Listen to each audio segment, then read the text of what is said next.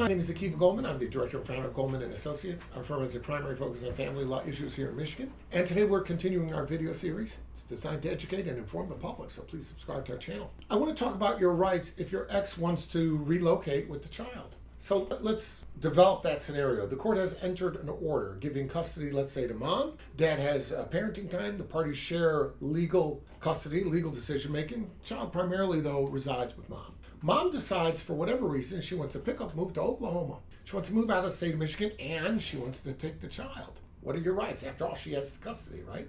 Well, she may have the custody, but she cannot pick up and move the child out of state without filing a petition before the court to change the residency of the child. In order to do that, the court is going to have to be convinced that that makes sense. She's not going to be able to say, I want to move away because I'm a waitress and I like waiting tables in Oklahoma. You know what? There are plenty of jobs in Michigan where you can wait tables without interfering with the child's custodial access to dad, without interfering with his parenting time to dad. So the court's not going to like that kind of motion. On the other hand, if there's a compelling reason to do it, if there's a tremendous job opportunity or tremendous scholastic opportunity. I've seen situations where a child was injured and there's a rehab facility that specializes in this, but it's out of state, that kind of thing. These are compelling reasons why somebody might want to move out of state with the child. But if they want to do that, they're going to have to file a motion before the court. And they're going to have to show the court that's in the best interest of the child to make that move. And even if the court agrees and decides, I'm going to let mom or dad relocate out of state with the child, expect that there's going to be a whole revamping of the parenting time to try and change from what might have been, alternating weekends, alternating holidays to the new situation.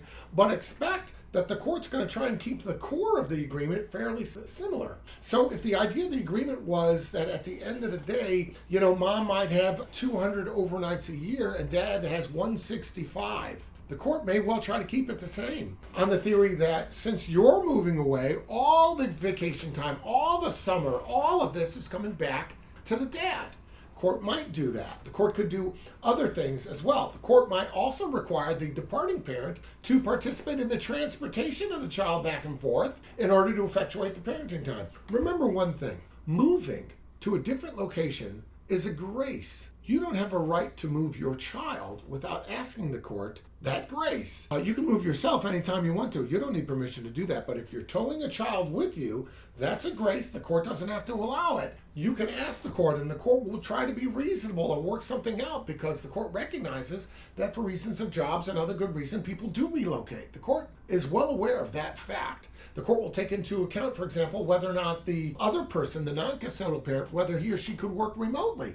Because if they can, maybe they too can move and maintain their job. These are the kinds of things that the court will look to in analyzing this. But expect one thing, you're asking the court for a favor. The court will try to grant that favor if you meet the requirements. But if granting that favor, you're going to have to make some accommodation to the other person whose parenting time you are interfering with. And there's going to be a reckoning in that regard. If you have any questions about that, reach out. We'll be glad to help you out.